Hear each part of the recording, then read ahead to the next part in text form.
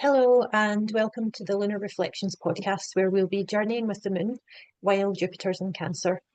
Each month we release an episode to coincide with the new moon, and today's episode is the moon in Aries. I'm Helen, an astrologer from Scotland in the UK, and my co-host is Tara. Hi everyone, I'm Tara and I'm also based in the UK.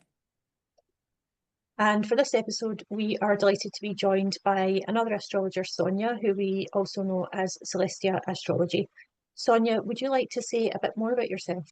Yeah, I'm also based in the UK, so it's a UK strong episode this time.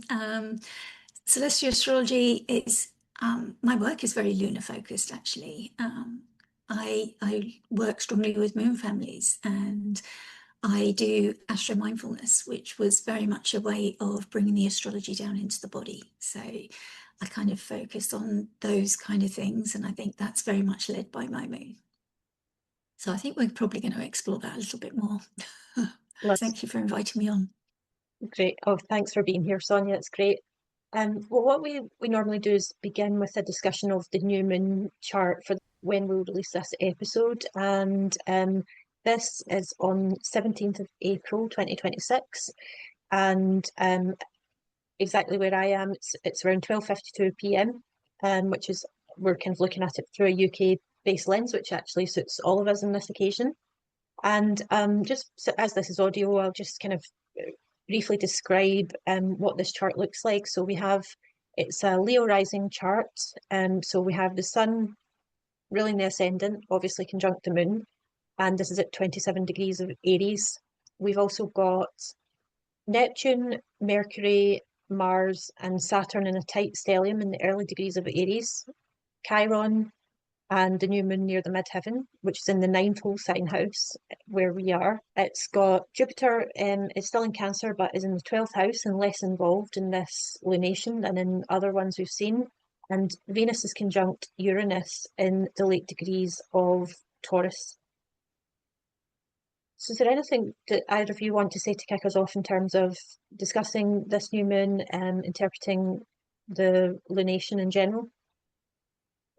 Yeah, so I even though I'm on the complete opposite side of the country, it's still a Leo rising chart, which I think is super interesting given it's then the chart ruler and kind of leading the charge, as it were, in this new moon. And I think because it's such a huge stellium, something we've kind of been experiencing over the last few months, I think it's quite interesting that this new moon is kind of separating from those early degree signs. So it's separating from Saturn and Neptune, and I think does give it a slightly, and it's definitely an intense stellium for sure, but I think that separation and kind of having the new moon towards the end of the degrees, and then you've got those early degrees, does kind of, I'm personally quite hopeful. For me, on a personal level, I'm in a ninth house year with an Aries MC, so this stellium, this new moon will be hitting that. I It'll be interesting because the peak of the stellium is actually late March, because thankfully Mars and Mercury haven't joined yet because we're recording this at the end of March.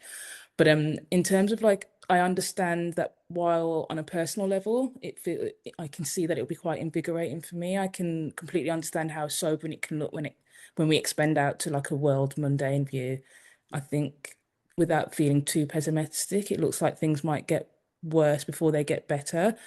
Mars would have joined by then, and that's severance by kind of any means necessary.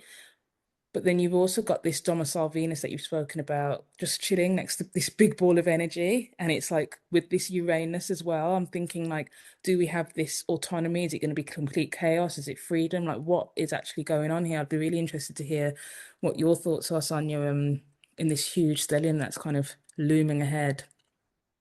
Yeah, it's a lot, isn't it? It's kind of, that's all happening in the first decan of Aries, which is like, it corresponds with that Two of Wands card of like building your kingdom.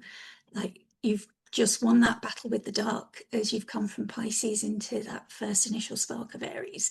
And it's like, what are you going to build? And like you say, you've discussed all those planets there, and that's what they're going to build. And we've got Mercury there just coming out of its retrograde, ready to communicate everything. It's meeting with Mars, and it's got all that energy of Mars, the domicile ruler, just ready to communicate it all. Mars has got a lot to say here. and it's meeting with Saturn, who's newly in Aries. It's met with Neptune, all that collective dreaming that we brought from Pisces. And it's like, okay, now's the time. We've got this new start, this fresh slate with this new moon, but it's coming in the third decan, and that's a bit quieter there in that third decan. It's more about, Austin Coppock calls it the rose on fire, and it's about like art meeting inspiration. There's a hostility there that creates that fire, but the art brings the beauty in. It's a Venus ruled decan. Venus and Jupiter are joining together, so it's a benefic area.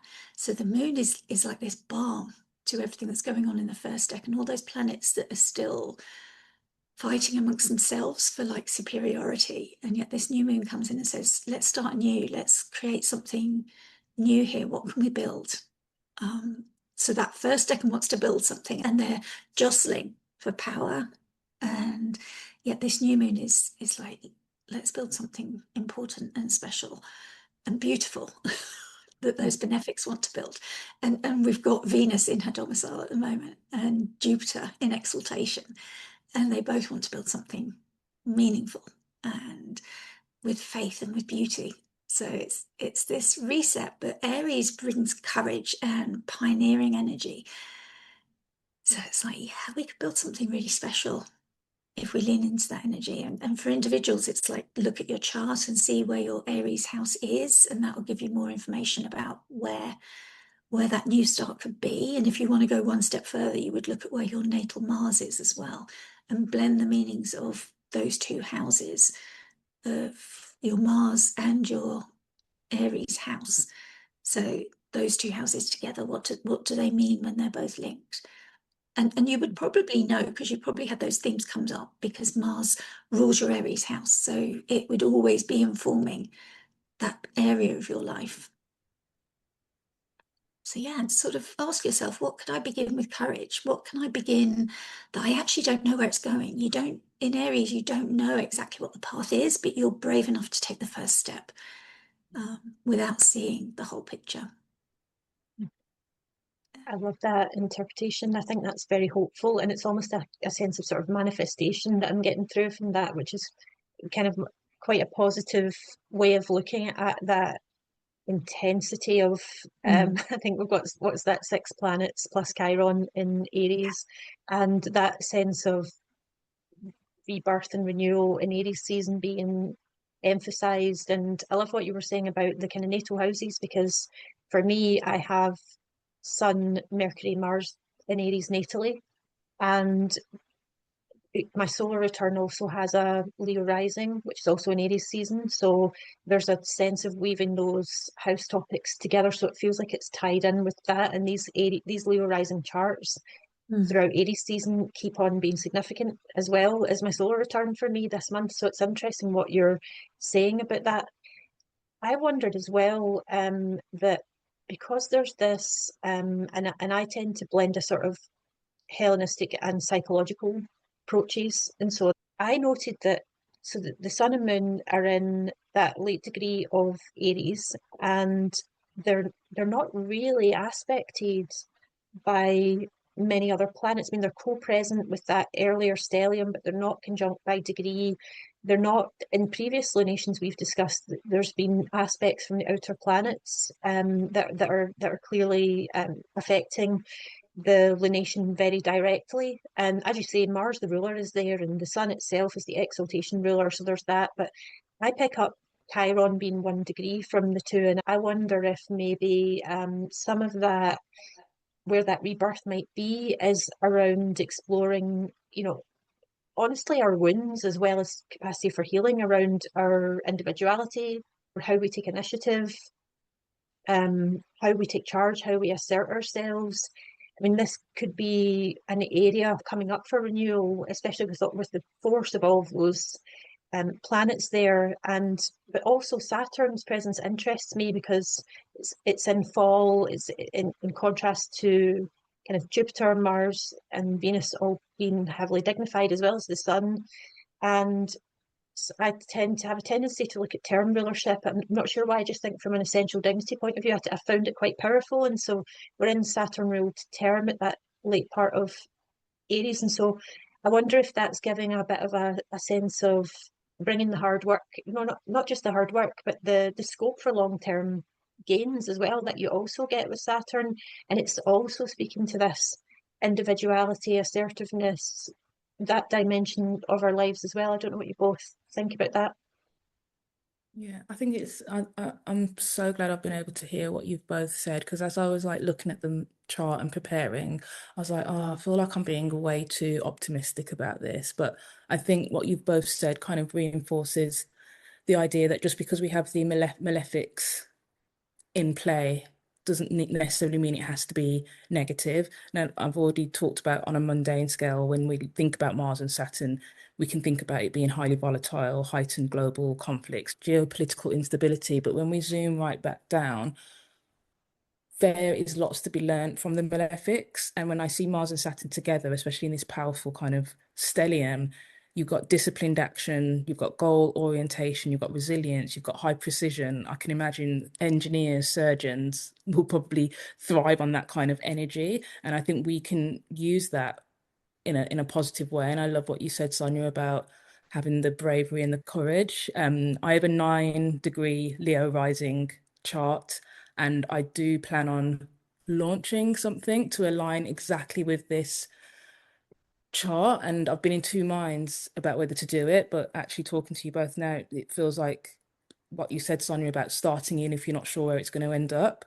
It feels like that's the kind of energy that this new moon is bringing, which yeah, I'm really excited for. That's really good. Yeah, and especially if there's something old that needs to be put away as well. That's what Saturn and Mars can help you with, isn't it? Yeah. Is putting the boundaries on the old, cutting away the old. And there is that energy of them working together to release what needs to be let go of. And there's always that balsamic stage of the moon, and it's like those malefics can really help us to let go of everything. Like, I mean, I do a deep clean in the balsamic moon phase, and it feels like that. Okay, they're going to really help me do that clear out that is so badly needed, and get rid of that stale energy before that new moon comes in. Um, that's the gift of them, and I always talk about healthy containers, and I think with the malefics we can really. I always give Mars like a job to do when he enters a new sign, because he'll find mischief. He wants movement and action, and I think if we intentionally think, I really want Mars to help me give the movement and the energy and the work to this project, then we can like occupy him Yeah. quite well, instead of him finding somewhere to work in an area of our lives that we don't necessarily want him to. It doesn't always work well, but it can. It can work. So yeah, that's one way that the malefics can really help us with the things that we want to clear away and out of our lives. They can help us too. Yeah, and I think just picking up on what you said about the word intention, I think that's a real key difference with just going with the flow and seeing what happens. With the malefics, you have to have intention. And I've been working on a Mars altar and really been intentional in terms of how I want to utilize Mars. And I think what you've said, Sonia, there around, what is it that you want it to do? Because it will do what it needs to, whether with or without you. And you might as well try and take some ownership with that. Yeah, really interesting. Yes. Yeah. Having an Aries moon helps me to know this. It's an amazing insight, and I think as well, I'll just add that is actually really helpful to me as well, because at that time in Aries season, I'm planning work, like house related work. I said it's my fourth house, and ahead of moving house, I've got decorators coming in, and I was a bit apprehensive about having the malefics in my fourth house and starting that work. But I love what you were saying, that theme of out with the old, in with the new, and keeping Mars busy and throwing some energy into it. And hopefully, with him being in domicile as well, then it'll keep him happy and out of mischief. Yeah. So yeah, I feel better it's about that that. energy of stripping away the old paint, whatever the decorators are doing, or whatever work needs doing. It's like, yeah, he's going to be busy there in your fourth house, and that's a really good expression of of that. that. Yeah. I'm more optimistic already after this conversation. That's great. And I guess yeah, you've hinted there, you brought up the fact that you've got this Aries moon, which gives you this great insight into that Aries energy. So Sonia, do you want to tell us a little bit more about your Aries moon in your natal chart and what's been your lived experience? Yeah, I mean, I should say that it's in my 12th house because I feel like that's significant for how it's expressed itself. And also it's applying to Saturn. So a lot of my, what I would say, negative experiences of it came when I was quite young in my childhood, which is like Aries is a youthful sign. So that's not surprising, I suppose, as an astrologer, as I learned what it meant for me. It was quite shocking how literally it had expressed. But so I had this bit of a crisis really when I first started out in astrology, seeing exactly how it had literally manifested for me. But as I've grown up and grown into it, I think it's expressed itself much more beautifully, which I suppose is the Saturn bringing that maturity to it, and leading me to see the wonderful ways that it can manifest in a 12th house way. Because I think Aries and all the fire signs have this connection to instinct and emotional honesty that they can tap into if that guard is let down, and if you allow it to express. So I think it's allowed me to be open to things like mindfulness that have really helped me. So I work with it by like naming the feelings, that to notice the feelings that are moving through my body. So it's like literally everything comes back to my body. So even with my astrology, it's like, how am I feeling this in my body? um, and then with mindfulness, that's helped me learn to manage it. So with mindfulness, we work with a mindful anchor. So my moon is just really loving the fact that I've got this mindful anchor, and that kind of feels like an expression of moon Saturn, like needing that anchor for my feelings, because I find it hard to sometimes express them in words or to even name them. Sometimes it sometimes takes me a bit of time, which isn't always an Aries expression. And I think again that's the Saturn part of me taking time to understand what they actually are. And the mindfulness helps me. It has this mantra: thoughts are not facts. And equally that feelings are valid, but they pass. So understanding that was like a key unlocking for me. It's like, I get it now, that these things can pass through my body, but they're not me. And to sort of separate myself out as an observer of these thoughts going through my mind and these feelings going through my body, and not to identify myself with all of them. So now I take my time, I take a pause, I take a breath before acting on all of them, which has been so useful. And I think that probably any fire moon could probably relate to that need of maybe having a feeling that just suddenly enters and you don't know where it's come from, or just feeling that need to react or do something. I always need to do something. I want to do something, and especially it expresses as a need to protect people that I love, my friends. I'll go to battle for them. To protect myself, I'm slower, which is sort of interesting. But it's funny, and then I have to learn to put boundaries around that, because sometimes people don't want me to go in to fight for them. Sometimes that makes situations worse, to have me coming in with my sword and arrow, fighting on their behalf. So I have to learn, to discern when it's needed, when it's helpful, when it's not.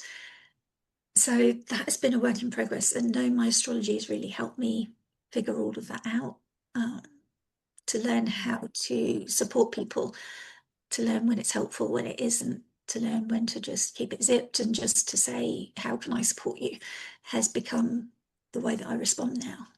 Do you need help? Do you want help? Can I help you? Rather than what you need to do is, and give them a list of Yeah. of what I know they should do, because that's not the way to support people. I've learned the hard way. No, I really love that. I think you've said some really profound, beautiful things, especially around growing into that moon and fully understanding. And you talked about being a conduit for the feelings and the emotions. And I think that's very 12th house, being that kind of vessel, that container. I also noted what you said about fire moons. I've got a Sagittarius moon. And I think you're right about the instinctiveness that we kind of feel before we've even had time to process. And it's almost like the emotions are upon us. It'd be interesting to know where your Mars is, like the ruler of that moon, and how that kind of plays out. I have a Scorpio Mars. Ah, It's in the 7th, so yeah, okay. it's relating to people, but Mm, yeah, also drawing people to me as well. But yeah, that's where the battle for other people comes in as well, I think, the yes. protectiveness. Yeah. But it's good that you've now, rather than charging ahead like Aries wants to, it's like, well, actually, let me just take a few steps back and what do they actually need? I think that's beautiful. Yeah, it's seems that people are responding better to me now. Which I've noticed, rather than just, no, Sonia, you're too much. Like that kind of reaction, Yeah. which I suppose yeah, I've learned that was happening. I didn't know why Hmm. at first, but yeah, you live and learn and grow, don't you? And knowing your astrology really helps with that. Yeah, yeah, for sure. For sure. Yeah, and I love what you were saying about the Saturn's involvement there as well, because it sounds like you're really living the best of the emotional immediacy that comes with Aries, but with also the discipline that comes with Saturn. And it's, as well as, the 12th house, when you were saying about meditation, I was thinking as well, that's another kind of 12th house moon attribute as well, I think. So you're almost like taking all the best of these moon, Saturn in the 12th house and kind of, implementing them, which is really, really nice. And it's like, as one of you said already as well, that is that kind of maturation that you get with Saturn and with moon, like emotional maturity is the phrase that's coming to mind. Mm. Yeah. Yeah, it's nice how it's worked. It's hard because I can't separate out the Aries moon from the Saturn in the 12th house. But yeah, that's sort of my experience of it is all of them. But I guess I can see it when I look at the projection of my life from the early experiences to the way it has grown. But Yeah. And that warrior energy as well with the Mars and yes, Scorpio and bringing that into relationships. That's great. yeah, yeah, it's really fast to sort of leap to the defense of friends. It's like, yeah, and I have to check myself then. And that leads me to, because the next thing I'd wanted to ask was around really whether there's any misconceptions or stereotypes around the Moon and Aries placement. I mean, obviously you mentioned things like having quick emotional reactions. It's one of the kind of simplest delineations that you might have. But are there any other observations to add about kind of how people take the idea of an Aries moon versus the reality? Yeah, I think like it's selfish, it's me first, that kind of thing. Like the youthful energy can come across like that. But I think really that it needs autonomy, it needs independence, it needs to have that space to grow and explore. Gary Caton once said, and it stuck with me, about how Aries needs to find where the boundaries are, where those hard edges are, and it needs to go right up to those edges for itself. It's like that thing of a toddler learning to walk. It has to walk and fall and walk and fall and really explore. And when you think of it that way, it's like, yeah, you have to do that for yourself. Nobody else can tell you where that edge is, where you learn to find that balance to walk for yourself. You have to experience it in your body. And that's kind of how I see it for Aries. Nobody can teach you that. You have to really move your body through that and find those hard edges for yourself. So that me first, I think, is more just like, no, I've got to do this for myself. I can't sit in a classroom and be told it or take it in. I've literally got to go out and do it myself and learn the hard way through the hard knocks. I think is how Aries does things, whether it's your moon or any other planet, maybe. I think we have to go and find where those hard edges are and go right up to those edges and look over them sometimes to really understand where we want to be in that placement. But yeah, there's also this anger, quick to anger. But I think it's also that emotions can pass quickly. And I think that's something that Aries learns maybe is that those emotions do pass through our bodies quickly, and that can manifest as anger. And I suppose it depends on where our Mars is and how the planets in Aries are placed, and how they're respected, how dignified they are, is going to tell us a story on how that stereotype shows up. I don't think we can say that as a general thing, because that's not what I've experienced. I wasn't an angry child, and I haven't been an angry adult. In fact, it's sort of to my detriment sometimes that it's kind of slow to anger. But when I do remember with one partner that when when it does show up for me, it's very quiet, and it's very, like, he said stubborn, but it's very assured. And it was the only time he ever apologized straight away. Like, usually it would take a couple of days of back and forth to get an apology. But he was like, oh, okay, I'm really sorry. And he knew he had crossed the line as well. So, and he was surprised, I think, because I come across the Taurus rising is calm and easygoing and friendly. And he was surprised to see that line was there within me, because it is buried quite deep. It's not an easy thing. He doesn't see me, I'm not flaring up. There's not a lot of conflict. So for him to find that line within me where I was like, no, you don't cross that line. I'll be easygoing, but up to a point.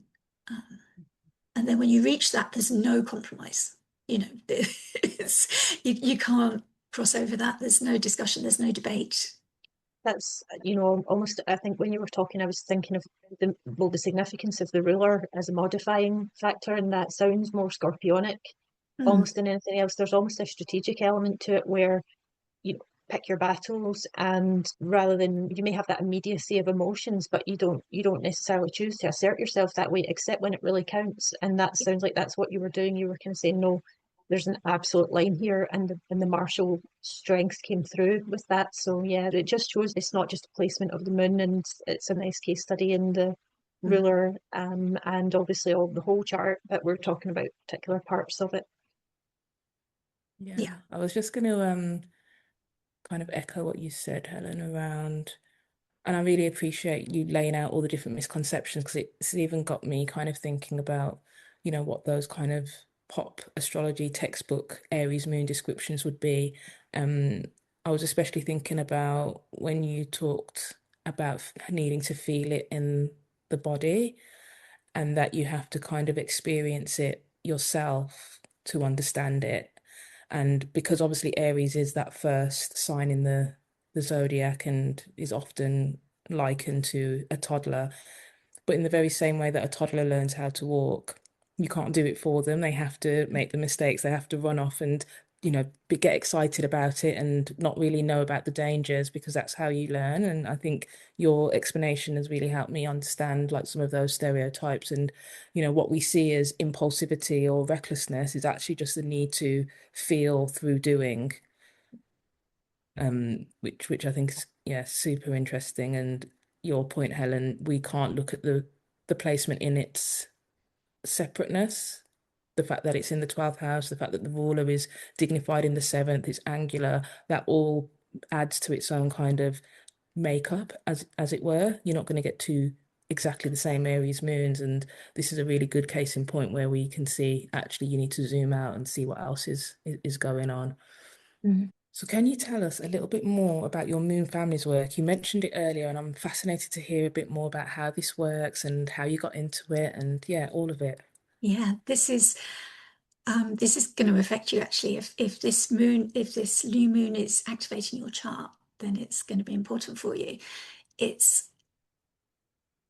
always get stuck where to begin. I'd attended a lecture. I had one saved on my laptop, and then Astrology by Celeste, she posts on Instagram every time there's a new quarter, full moon, and last quarter moon. So she posts the dates. And what happened was I was in a last quarter of dates, and she'd posted, and I saw the dates and I was like, oh, those resonate for me. And I looked at my dates, and they were the dates that I'd started my first astrology course on the new moon, and it was affecting my natal Mars. And then so that was the new moon. And then the full moon was the date that I started with Adam Bus and got my first certification. And then the last quarter moon was the date that, with my Ask Astrologers, the Stereotypes Kairos collective, we did our first live on YouTube together, talking about astrology. So it was like this progression of starting to learn astrology professionally, as opposed to just self-teaching or reading about it. So what it is we all know the moon cycle monthly, or most of us do that are interested in astrology, that we start with the new moon and it progresses through the months, through a new moon, first quarter, full moon, last quarter. But it moves obviously through the signs and the zodiac as that happens.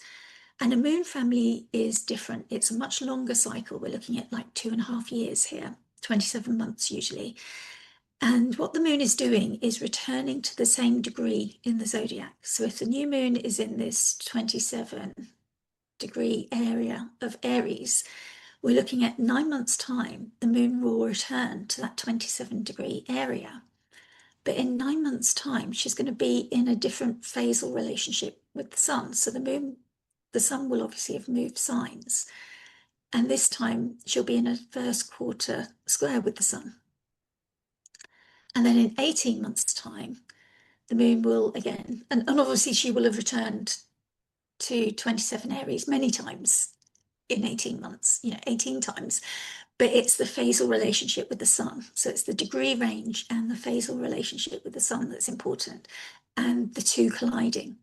So it's this progressing relationship with the sun, and the fact that she's returned to the same degree, and that there's a progressing relationship with the sun. So she returns to the same degree and has this full moon relationship with the sun after 18 months. And then after 27 months, it's this last quarter relationship. So again, the same degree, around 27 Aries, and it's the last quarter. So I do have the dates for this Aries moon and the degrees, but the degrees aren't totally significant. They help us to learn. So on the 17th of April, we've got 27 degrees. The first quarter moon will be on the 15th of January, and that's at 25 degrees. So that helps us know like who's affected, because I tend to think it's like 5 degrees applying. So I look for what's the lowest degree and then go back 5 degrees from that. So the full moon is on the 15th of October 2027, and that's at 21 degrees. So 16 degrees. Yeah. Yeah. So anybody who's got anything from 16 degrees of Aries to 27, 28, 29 degrees of Aries would be impacted, but also the signs opposite and square. So all of the cardinal signs, and also all of the fire signs that are affected by trine. So anybody who's got anything within those degrees, anybody who has Mars as their Lord of the Year or their solar return Lord, would have their chart activated by this Aries new moon. So what you've got is like a timing tool, essentially, that gives you, say, if you're starting a project, Tara, like you said you were planning to, you've got this timing tool that you can start this project and know what season you're in these longer phases. If you wanted it to be, if you wanted to start a project that's going to unfold over a longer period. So you would want to plant the seeds at the new moon, and ideally like a couple of days after, not when it's totally invisible, but just let that slight crescent of light start reappearing, and then just bring it into the material world. But you'd know that you're in an emerging phase, that there's not much visibility, and you wouldn't expect it. You'd be in a growing seed planting phase. But you would know that when the first quarter moon comes at the 15th of January 2027, that would be when you're going to pivot, you're going to do some adjusting, that you might have some problems arising with it, that you're going to have to make some decisions. There's going to be a push to action. Everything that we know aligns with the first quarter moon. And then you would also know that your full moon, your culmination, your revelation, the peak of this project, you know that you would want to time it for around the 15th of October, 2027. So that would be where you're aiming for it to peak. Interesting. So that gives you like a goal to aim for. Mm-hmm. And then also, when the last quarter is. And that's what I really loved about it. And so that last quarter in July 2028, you would be in an integration phase and a releasing phase. You would be deciding what's been working for you, what you want to hold on to, and what you're going to release so that you don't carry it forward, what hasn't worked, what you can release, and what you want to change going into the next new moon phase in that area of your chart. So there would be another new moon 9 months later in that area.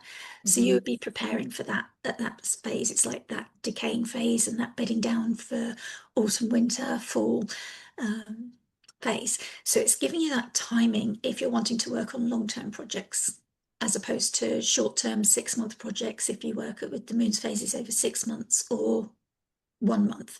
So this is ideal, obviously, for the longer-term goals. And also for picking out threads. So I offer in Substack a celestial circle that people can join, and there's workbooks where people can just so the key is not to work with every new moon. You just work with the ones that are activating your chart, so you're not constantly working on these dates, but you just select, and you can look at the new moons for the whole year and just pick out 3 or 4, 1 or 2 even, that activate your chart. Your angular houses are going to be the loudest. They're going to be the most significant for you, but the succedent and cadent still carry a story. And that's what I found in Celestia Circle. But it's harder to pull on those threads for those cadent or succedent houses. Sometimes that story is more subtle. But what I found is knowing the dates helps, and knowing the themes of the houses and the planets helps. And when people can pull out what the theme of the story is, they can then work more intentionally with it. They can see the connections, and they can see that something they thought wasn't important at the new moon, maybe as they're moving into the full moon phase, or maybe as they're at the first quarter and there's problems that they thought were just irritants, they can actually see, no, these are important decisions for me, and they can see why they were important.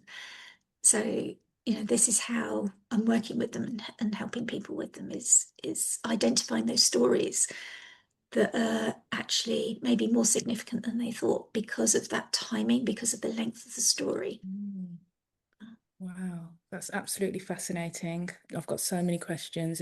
I love that you, again, bringing in that working with intention, like making sure that it roots back to the natal, make sure that you're not just doing all of the new moons, and that you've got this extended kind of timing technique. But it's 2.5 years for a project is quite a good length of time to be able to see like the start, the middle, and where you're kind of ending. And obviously I'm thinking of launching on this new moon, so I was kind of like mentally noting down those dates, and it'll be really interesting for me to track alongside and see what comes up. Definitely. I am in a Mars year.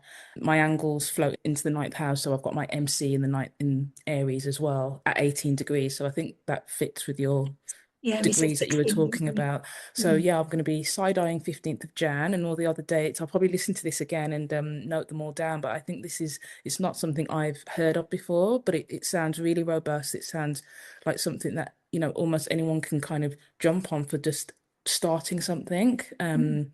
Yeah, no, absolutely thought-provoking. Thank you for explaining that. The timing, although I give the dates, it's not specific to that actual date. It's around that time that these things are surfacing. So you don't really need the exact dates and the exact degrees. The degrees help to help us get the range. But yeah, January 2027 and October 2027, but it might come up in, before in December or, just see when it arises. And I can email them to you, so you've got them if you want to put them in the show notes, the dates as well. Oh no, great. No, this is great. Have you heard of this before, Helen? Sounds so intriguing.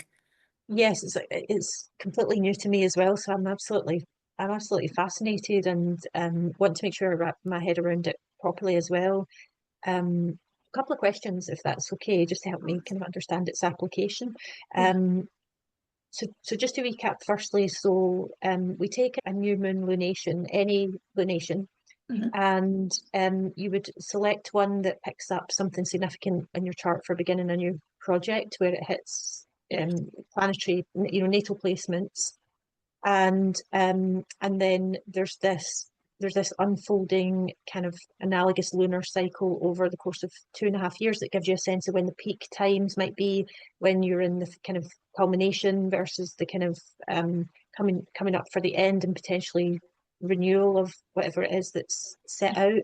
And you could theoretically have overlapping cycles, like say if I wanted to time something to pick up my fourth house Aries planets with this lunation, but then I wanted a more creative project at the Taurus lunation, picking up my natal Venus and Taurus in the fifth house. I would maybe I could maybe run that concurrently, but it would have its own kind of timeline. Is that right? And so Absolutely. would you thanks. And when I've just mentioned kind of placements and their houses, but would you take into account hard aspects from other planets, like especially any malefics or Pluto or something like that? Would you take that as something to be cautious about, or do you think it's more what's present in the actual sector of the chart? Yeah, I mean, the personal chart would inform how it might manifest. And again, that goes back to my healthy container. So on an individual basis, you might want to consider, obviously, when I'm talking about it generally, it's quite simple. It's just a new moon here, and this is going to go. But yes, you want to look at your own charts and consider how that might flow. But it was interesting, like in my chart, because it was angular for me, this astrology story, but it was my seventh and my fourth. So it wasn't screaming, this is an astrology journey for you. And there was a square. So it wasn't from Mars to Jupiter. So it wasn't necessarily connected. I suppose Mars is my malefic of sect, but when I was looking at it, it's like it's not what I would have necessarily picked had I been working consciously with it. Obviously, I was looking at it in hindsight of, okay, these dates really connect strongly with those turning points in my astrology story. So I saw it with hindsight, that I saw the dates and I was like, wow, this clicked for me. And I was like, there's something in this. And that's what inspired me to work with them.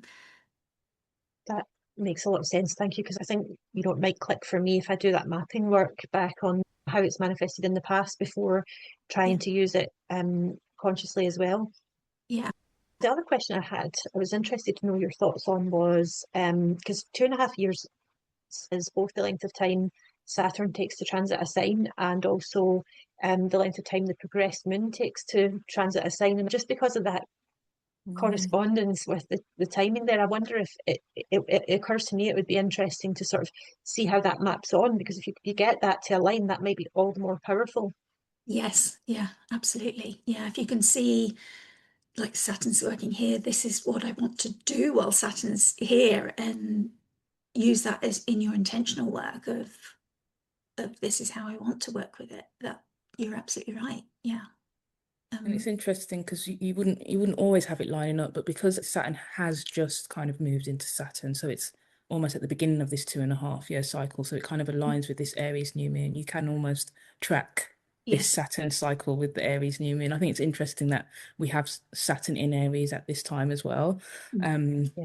Yeah, this is Nearly definitely in one of Aries. those. Yeah, Well, we're this all talking feels about very it. pioneering, Yes. Sonia. Yeah.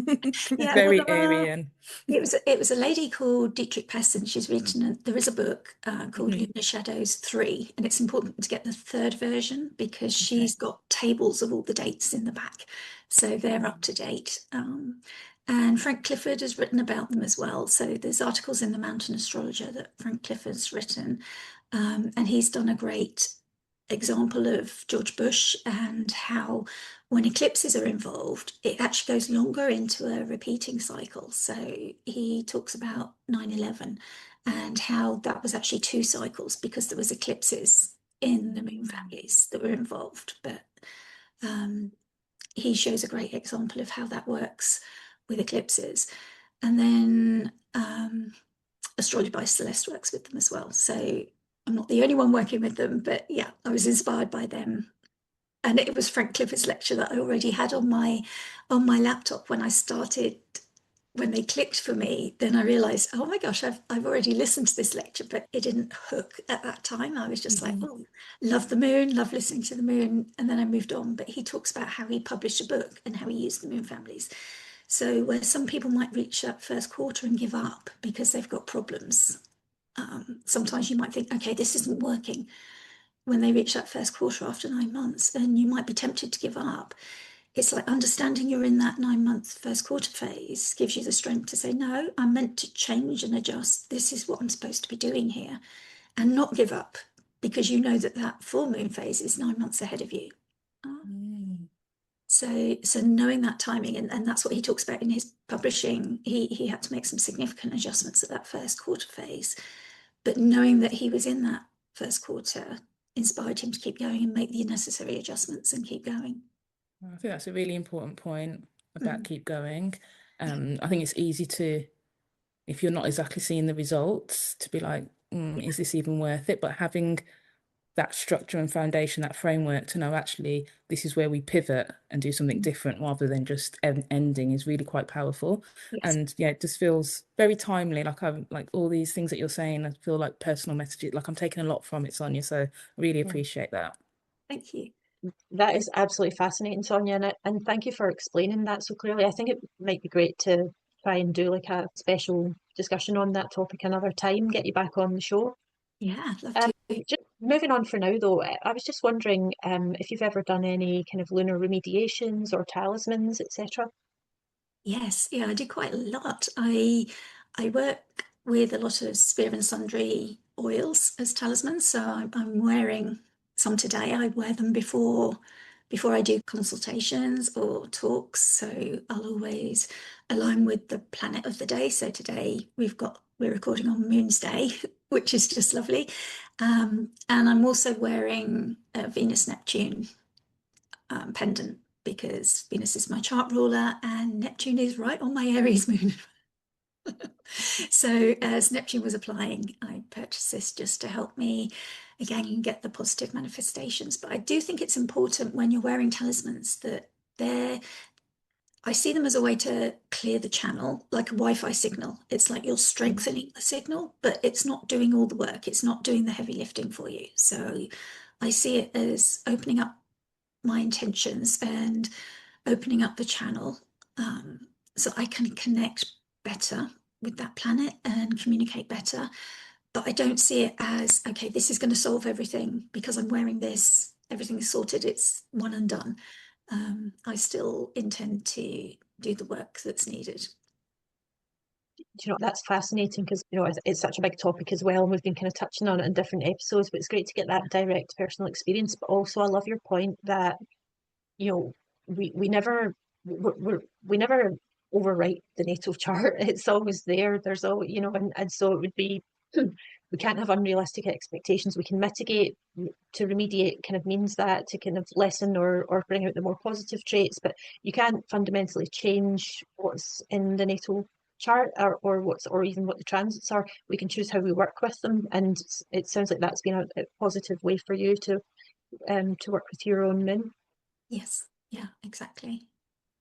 Yeah, I think it's lovely when you said that the Neptune's applying to your moon, so that's what you're kind of leaning into at the moment, and also that you kind of anoint yourself before readings, because as astrologers we give so much energy and receive so much. It's almost like a protection to make sure that you're grounded and that you can receive and give the best that you can in those readings. I'm actually wearing a gift from Helen, which is like a sun. So from one exalted sun to a domicile sun, it's like I never actually take it off. And it's yeah, I think talismans and remediations and just working with planets with intention, that word intention keeps coming up, Sonia, and I think it's the perfect word in terms of how we as astrologers want to kind of engage with the cosmos. We're not passive, we're not just distant observers. We're a part of it, and by wearing these talismans, doing these remediations, we just become more kind of merged with the cosmos. If any of that rambling made sense, that's how I feel. Yes, absolutely. Yeah, I mean, I do a daily connection, like a touch in. I think it was once explained to me, I think it was Jen's art that said we think of them as friends, and if we have regular contact with the planets or the stars, that's so much better than doing a huge ritual, but only once a year or once every couple of months, because they don't care so much about the like having everything right and perfect, all the bells and whistles, but the regular contact like you do with a good friend that you're close to is so much more important. So having a small regular daily check-in that you can really commit to and sustain is so much more important. So I speak to the planet every day, that planet of the day, and just check in with them, tell them, what's going on and how I'd like to see that day play out. That's the planet of the day. And I know some people will wear the clothes, the colours of the day, or and I try to do that as well, as much as I can, as much as my wardrobe permits. Yes. Yeah, I don't Different have ways much to red, but just, I try yeah, and get red in at some point on Tuesdays. yeah. Me too. Yeah, just funny, just being conscious of it, I think just gets us that connection that little bit Yeah. closer. It's a hugely powerful point, I think, as you made it, for all of the planets, but for the moon, she's the closest to Earth and the closest to our body and to, to our emotional immediacy, even for those of us without fire moons. So I think it's all the more powerful point for working with the moon, even. Yes. Yeah. Yeah, definitely. And I think this might be the first one we've recorded on Moon's Day, because I normally kind Second. of I think I kind of try and mentally block out the Moon's Day for any kind of work, but this doesn't feel like work, and it's quite nice that Yeah. it's a lunar reflections and we're doing it on the Lunar's Day. So I'm hoping the moon is happy with us discussing her today. Yeah. This kind of leads us on to our final question, which is, do you have any kind of practical tips to working with the Aries moon during the lunar cycle? Ooh, yeah, I think it's mainly kind of going back to what I said before about taking a breath, taking a moment, labeling the feeling. So what's coming up for you? Is it frustration? Is it irritation? Is it desire? What, especially as we move through this intense moon, there's a lot going on globally that's difficult to watch or difficult to take in. So just name those feelings and then see if you can release them by moving your body. Like shake it out literally and sort of let it go, flick it away, because it's not good for us to keep it in our body. And then always think, what can I do? What's a small step that I can do? And if it's just making a small post or writing adding something to my to-do list, something positive that I can do, because Aries wants movement, it wants action, it wants us to do something to change the world or to change ourselves. So yeah, however small, it can So be really nice. mundane. It's like, I'm just going to tidy up over here for 5 Yeah. minutes. But yeah, I move and do something. I love that. And yeah, it's really nice what you said. I think sometimes we can get caught up with what doing looks like. And like you said, it doesn't have to be big. It doesn't have to be this big, massive thing that you're doing. It can be just like you said, if you do it with intention, it can just be 5 minutes of doing something. But it's that movement. And I don't think I've always connected the movement side of things, but through this episode, I've really picked that up, and it's something that I'll definitely take away with me. Yeah. Mhm. Yeah, good. Yeah. Yeah, something as a fire sign, like multiple placements in fire, I've really sort of come to learn about myself. And it's like, yeah, that really helps. And I found that like insights come to me as well when I'm moving, either meditating or moving and not anything else. That's when I have my aha moments. I'll be loading the dishwasher or gardening or something. And it's like, that's when I get my best ideas. That's when I get my connections getting made. That really resonates for me as well, that idea that, movement and also starting small, like, or even how action can be small is a start. Sometimes, like that note, that to-do item on a list, or that one small post or something, it can be a manageable way to satisfy the desire or the need for action, but it's sometimes also the start of something greater, which is quite Aryan as well. So I think that's a lovely insight for all the time, but particularly when we're working with, you know, Aries moons and the kind of immediacy that they and urgency they can sometimes bring. And just want to thank you, Sonia, in general, for joining us today for these brilliant insights. I think we've got a lot to think about. And you've touched on it, but how can people generally find out a bit more about your work? I'm on Substack. I write there about the moons, and I include the moon families in my writing. And I have Celestia Circle, which is on a Substack as well, where we meet and talk about the moon families. And I'm on YouTube. I publish things on there, and also Instagram. But I'm not a great social media person. I'm on there sometimes, but not very often. But yeah, Celestia Astrology is where to find me. And I do moon family readings as well. If you don't want to do the work of the tracking, I'll help you with that. Fantastic. And to our listeners, as ever, thank you for listening and for bringing your energy and attention to this deep dive on Moon and Aries. We will see you next time when we continue with the Moon in Taurus. Bye, everyone. Thank you. Bye.